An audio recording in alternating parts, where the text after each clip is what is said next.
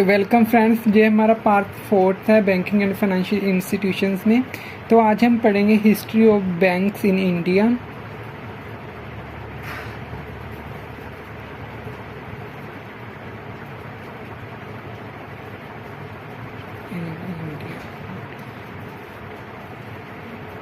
भारत में बैंकों का इतिहास। तो ये हमारा शुरू होता है 1770 से 2020 तक हम इसकी बात करेंगे। तो सबसे पहले हमारे पास 1770 में आया था बैंक ऑफ हिंदुस्तान,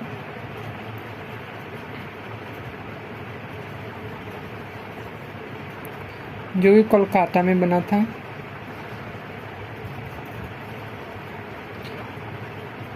सेकंड जो हमारे पास था वो आया था 1806 में, प्रेसिडेंसी बैंक ऑफ बंगाल,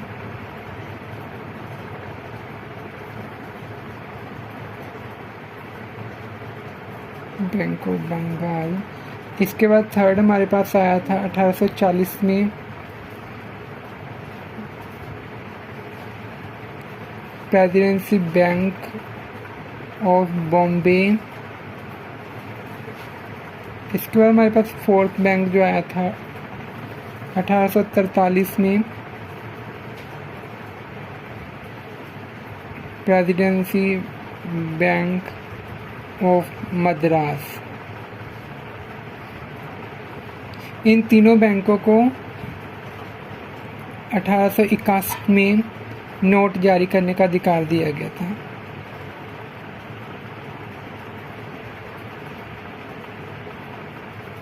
अधिकार दिया गया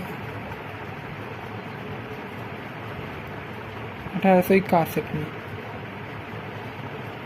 इसके बाद पांचवा बैंक जो हमारा आया था वो 1865 में आया था, जिसका नाम था Allahabad bank.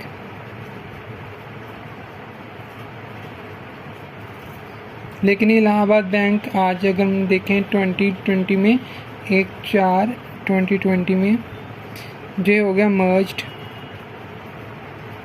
In Indian bank.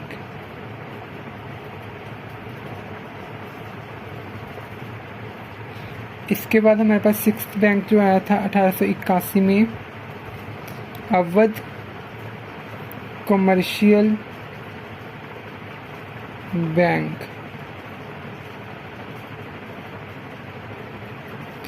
तो ये भारतीयों द्वारा संचालित प्रथम बैंक था, लेकिन इसमें जो पैसा था वो ब्रिटिश गवर्नमेंट में लगा हुआ था, जो कि अवध कमर्शियल बैंक था। तो इसके साथ हम लिख लेते हैं पैसा ब्रिटिश गवर्नमेंट का था, पर यह भारतीयों द्वारा संचालित प्रथम बैंक था। इसके बाद हमारा आता है 1894 में सेवंथ बैंक, 1894 में पंजाब नेशनल बैंक,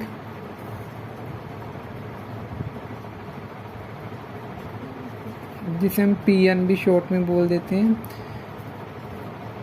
तो ये प्रथम भारतीयों द्वारा संचालित बैंक था। लिख लेते प्रथम भारतीयों द्वारा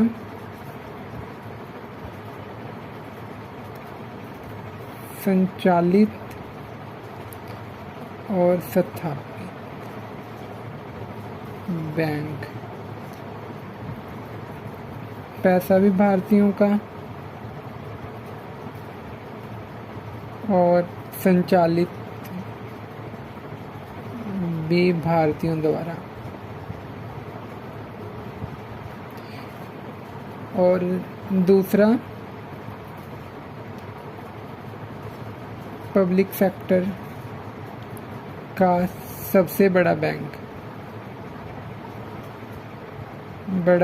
था PNB बैंक, और आज भी है।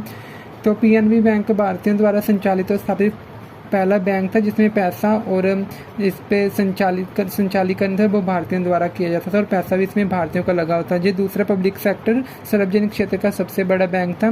इसमें 1/4/2020 को इसमें यूनाइटेड बैंक ऑफ इंडिया,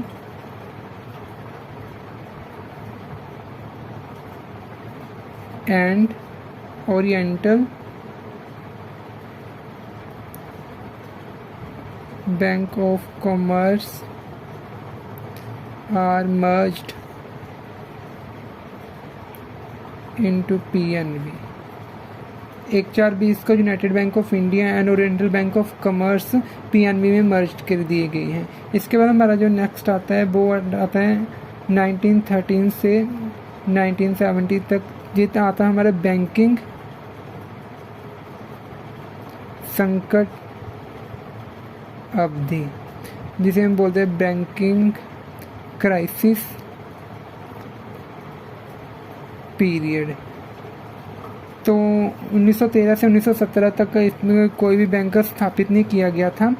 इसके बाद नेक्स्ट हमारा आता है 1914 से 1950 में चैम्बरलिन अजोग।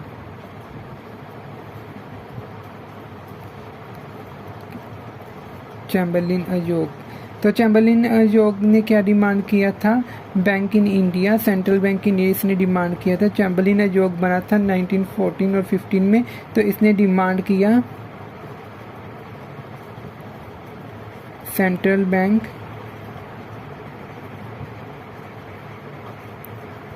In India. तो इसके बाद चैम्बरलिन अजोग की सिफारिश पर चैम्बरलिन अजोग की सिफारिश पर 1806 में जो बना था हमारा प्रेसिडेंसी बैंक ऑफ बंगाल, और 1840 में जो बना था प्रेसिडेंसी बैंक ऑफ बॉम्बे, और 1843 में जो हमारा बना था प्रेसिडेंसी बैंक ऑफ मद्रास। इन सबको मर्ज करके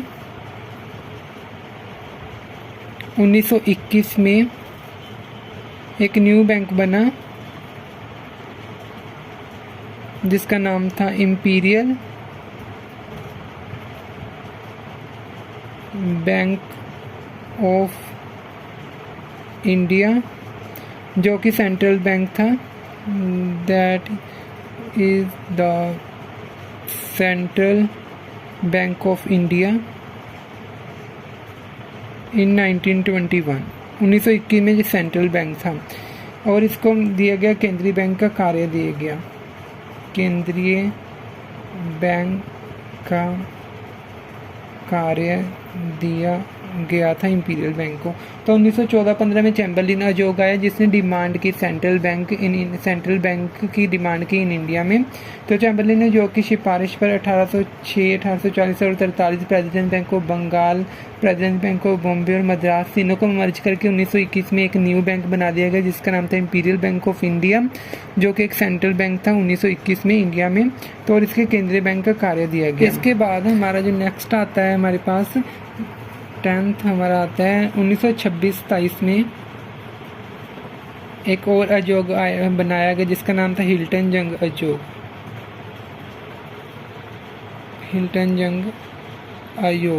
तो हिल्टन जंग अजोग ने जो अपनी रिपोर्ट प्रस्तुत की थी तो उसमें इसने बोला था केंद्रीय बैंक की मांग, जो क्योंकि पहले भी इंपीरियल बैंक ऑफ इंडिया बनी थी चैम्बरलिन अजोग की सिफारिश पर, लेकिन उसका सही तरह से काम और फंक्शन ना करते तो इसने अपनी रिपोर्ट दी। तो इसने डिमांड की सेंट्रल बैंक इन इंडिया, केंद्रीय बैंक। तो इसकी सिफारिश पर 1934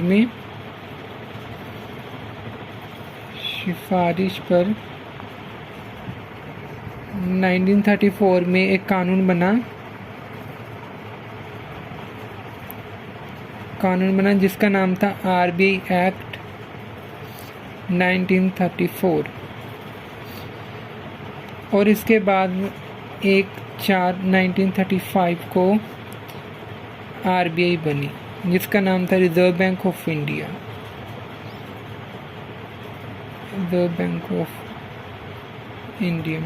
अब इसमें जो हमारा इम्पोर्टेंट आता है वो आता है, आपको याद जो रखना है, 2627 में हिल्टन जंग अजोग आया जिसने केंद्रीय बैंक की डिमांड की, और 1934 में एक कानून बनाया गया जो जिसका नाम था RBI act, reserve bank of India act 1934, और 1/4/1935 को आरबीआई बनाएगी जिसका नाम था रिजर्व बैंक ऑफ इंडिया। अब आपको याद रखना है आरबीआई एक्ट था जो वो है 1934। इसके बाद जो आरबीआई की इस्टेब्लिशमेंट है, आरबीआई की जो स्थापना की गई है वो 1/4/1935 को की गई है, और आरबीआई का नेशनलाइजेशन 1/1/1949 को हुआ है। तो ये आरबीआई का नेशनलाइजेशन हुआ है।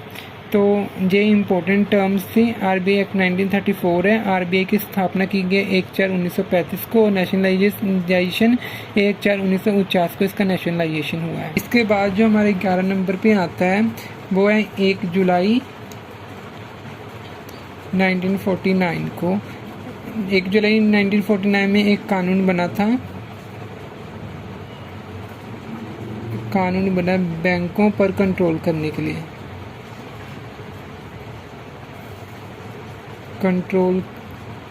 के लिए, जिसका नाम था banking and regulation act,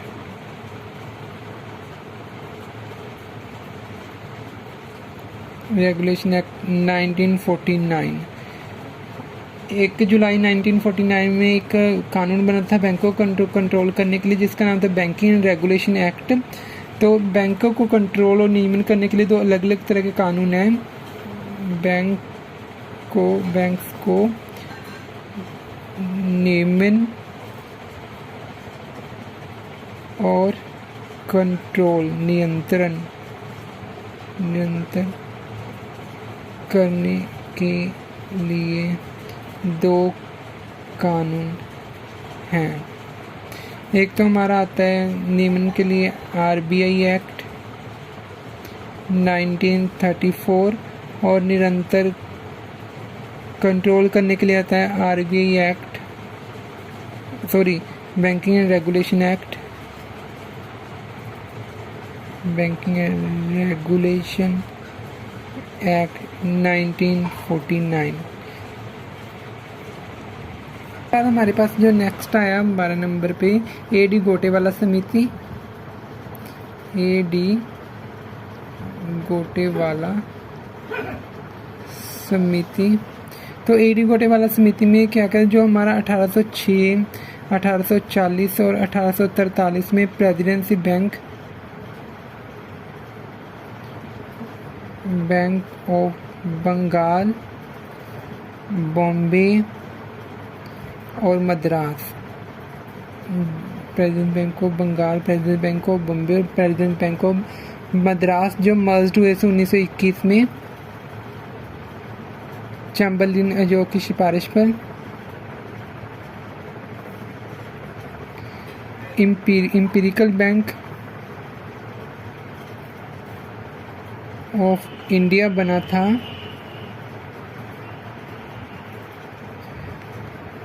AD गोटेवाला समिति में क्या किया था, जो 1806 में हमारे 3 बैंक थे, president bank of Bengal, Bombay और मद्रास, जो चैम्बरलिन अजोग की सिफारिश पे मर्ज किए गए थे, इंपीरिकल बैंक बनाया गया था।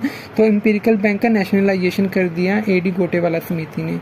तो इंपीरिकल बैंक का नेशनलाइजेशन कर दिया गया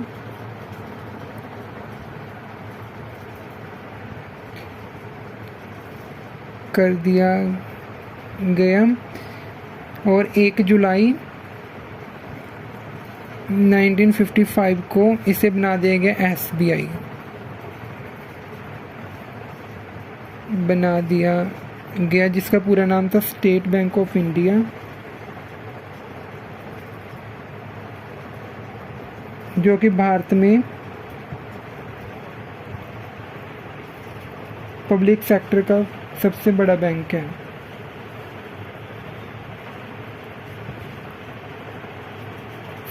सबसे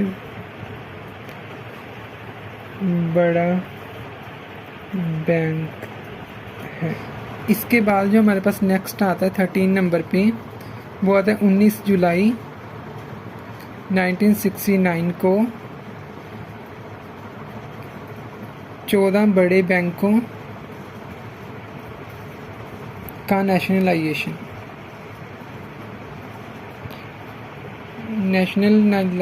किया गया जिनकी जमा पूंजी 50 करोड़ या उससे अधिक थी। तो 19 जुलाई 1969 को 14 बड़े बैंकों का नेशनलाइजेशन किया गया जिनकी जमा पूंजी 50 करोड़ थी या उससे अधिक थी। इसके बाद नेक्स्ट पॉइंट आता है 15 अप्रैल 1980 को 6 बड़े बैंकों का नेशनलाइजेशन। इसके बाद 15 आता है 4 सितंबर 1993 को न्यू बैंक ऑफ इंडिया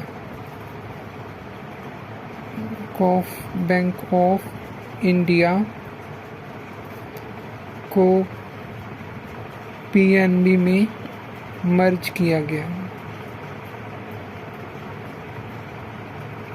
इसके बाद 16 पॉइंट पे हमारे पास आता है 1/4/2019 को देना बैंक और विजय बैंक को बैंक ऑफ बड़ौदा में मर्ज किया गया।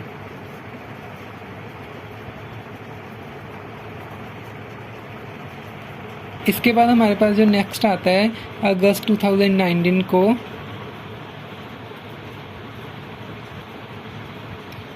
United bank of India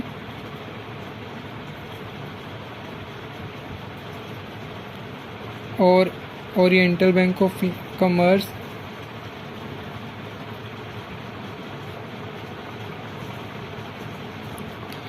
are merged in PNB.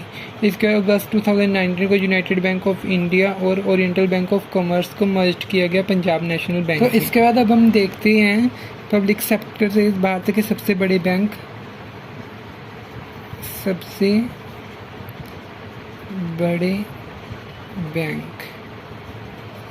सबसे पहले आता है एसबीआई,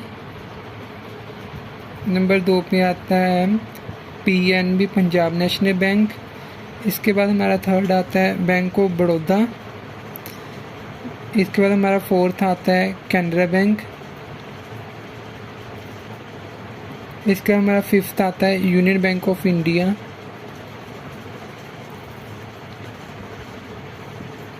तो ये पब्लिक सेक्टर के 5 सबसे बड़े बैंक थे। इसके बाद हमारे जो कुछ इम्पोर्टेंट जो मर्ज्ड हुए बैंक उनमें आता है पहले सिंडिकेट बैंक मर्ज्ड हुआ है कैनरा बैंक में। इसके बाद हमारा Andhra bank and corporation bank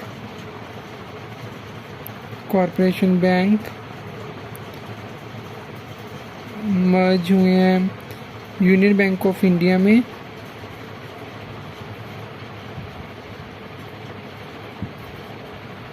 इसके बाद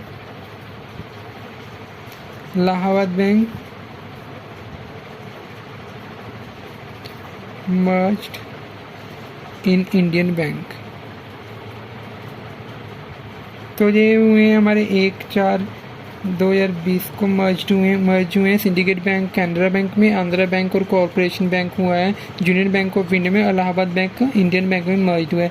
तो ये इसी के साथ हमारी ये वीडियो पूरी होती है। अब नेक्स्ट वीडियो में हम बात करेंगे मेन बैंक्स इन इंडिया। तो अगर आपको वीडियो अच्छी लगी तो लाइक करना और हमारे चैनल को सब्सक्राइब करना ना भूलें और अपने फ्रेंड के साथ शेयर करना भी ना भूलें। धन्यवाद।